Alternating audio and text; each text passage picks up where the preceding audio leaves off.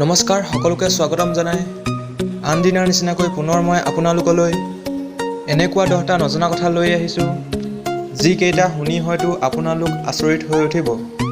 গতিকে অলপো পলম নকৰি যাওঁচোন নহওক আমাৰ ভিডিঅ'টোৰ মাজলৈ।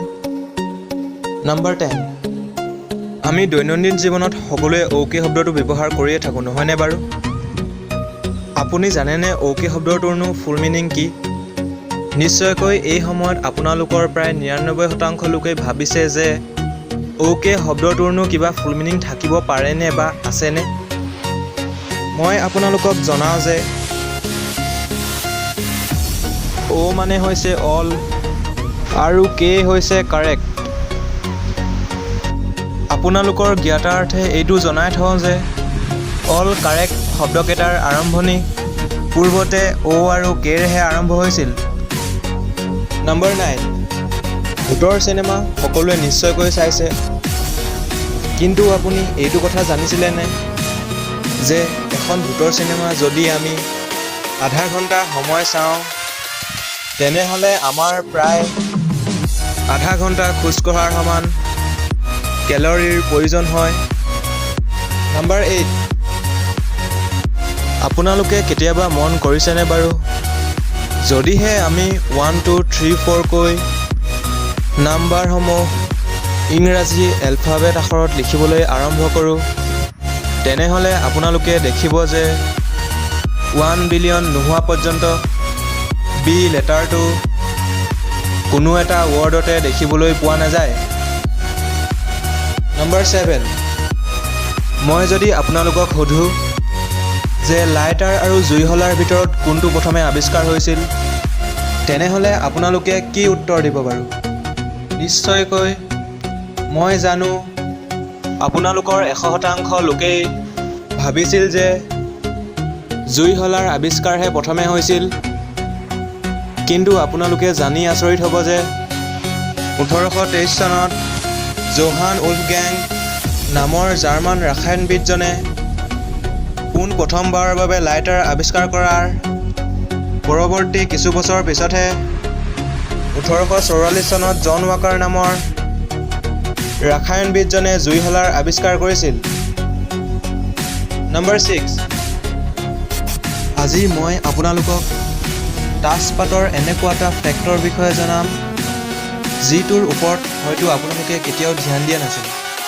আপোনালোকৰে হয়তো কিছু সংখ্যকে এইটো জানে যে তাজপাতত 4জন ৰজা থাকে, কিন্তু এইটো জানিছিলনে আপোনালোকে সেই 4জন ৰজাৰে 3জনৰে দাড়ি আছে কিন্তু তাৰে এজনৰ নাই। নম্বৰ 5, আমি সকলোৱে জানো নহয়নে বাৰু যে জীৱক জীয়াই থাকিবলৈ খাদ্যৰ প্ৰয়োজন হয়, কিন্তু আপোনালোকে এইটো জানিছিলেনে যে এজন মানুহৰ জীৱন কালছোৱাত কিমান খাদ্যৰ প্ৰয়োজন হয়? আপোনালোকে এইটো জানি আচৰিত হ'ব যে এজন মানুহৰ জীৱন কালছোৱাত প্ৰায় 35 টনতকৈও অধিক খাদ্যৰ প্ৰয়োজন হয়। নম্বৰ 4, আপোনালোকে জানেনে বাৰু শ্বেম্পু পোনপ্ৰথমবাৰৰ বাবে কোনখন দেশত ব্যৱহাৰ কৰা হৈছিল? মই আপোনালোকক জনাওঁ যে শ্বেম্পুৰ ব্যৱহাৰ পোনপ্ৰথমবাৰৰ বাবে আমাৰ দেশ অৰ্থাৎ ভাৰতবৰ্ষতেই হৈছিল। আপোনালোকে এইটো জানেনে শ্বেম্পু শব্দটো সংস্কৃতৰ চম্পু শব্দৰ পৰা লোৱা হৈছে, যাৰ অৰ্থ হৈছে মাছাজ অথবা মালিচ কৰা। নম্বৰ 3, মই আজি আপোনালোকক এপল মোবাইলৰ এনেকুৱা এটা কথা জনাম যিটোৰ ওপৰত হয়তো আপোনালোকে কেতিয়াওৱে ধ্যান দিয়া নাছিল। আপোনালোকে নিশ্চয় টিভিৰ এডভাৰটাইজ নাইবা আন নহ'লেও বিভিন্ন ধৰণৰ শ্বপিং ৱেবছাইটত এপল মোবাইল বুলি চাৰ্চ কৰি পাইছে নিশ্চয়কৈ। তেতিয়াহ'লে আপোনালোকে এইটো লক্ষ্য কৰিছিলেনে বাৰু যে সেই মোবাইলসমূহৰ ফ্ৰণ্ট স্ক্ৰীণত এটা নিৰ্দিষ্ট সময় আৰু তাৰিখ দেখিবলৈ পোৱা যায়? সেইকেইটা কি আৰু সকলো ধৰণৰ এপল মোবাইলত কিয়নো ফ্ৰণ্ট স্ক্ৰীণত থাকে আপোনালোকে জানেনে? মই আপোনালোকক জনাওঁ যে সেই নিৰ্দিষ্ট সময় আৰু তাৰিখটো হৈছে এপল কোম্পানীয়ে পোনপ্ৰথমবাৰৰ বাবে মোবাইল লঞ্চ কৰা সময় আৰু তাৰিখ। নম্বৰ 2, সকলোৱে গুগল নিশ্চয়কৈ ইউজ কৰে। আপোনালোকে জানেনে গুগলৰ এনেকুৱা এটা ৱৰ্ড আছে যিটো আমি যদি চাৰ্চ কৰোঁ তেনেহ'লে তাৰ সেই গুগল পেজখন সোঁফালে হেলনীয়া হৈ পৰে। হয়, আপুনি ঠিকেই শুনিছে। যদিহে আপোনালোকে এই ৱৰ্ডটো গুগলত চাৰ্চ কৰে তেনেহ'লে আপোনালোকৰ সেই গুগল পেজখন সোঁফালে হেলনীয়া হৈ যাব।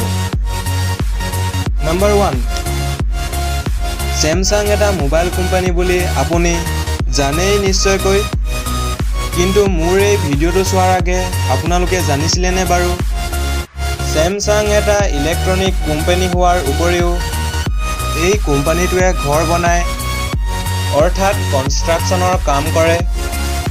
হয়, আপোনালোকে ঠিকেই শুনিছে। বিশ্বৰ ভিতৰতে সৰ্বাতোতকৈ ওখ অট্টালিকা বুৰ্জ খালিফাকো এই ছেমছাং কনষ্ট্ৰাকশ্যন কোম্পানীটোৱে বনাইছে। আপোনালোকে যদি ভিডিঅ'টো চাই ভাল পালে তেনেহ'লে প্লিজ লাইক কৰি দিব আৰু চেনেলটো ছাবস্ক্ৰাইব কৰি ল'ব যাতে আহিবলগীয়া এনেকুৱা ধৰণৰ ভিডিঅ'সমূহ আপোনালোকে পাই থাকে।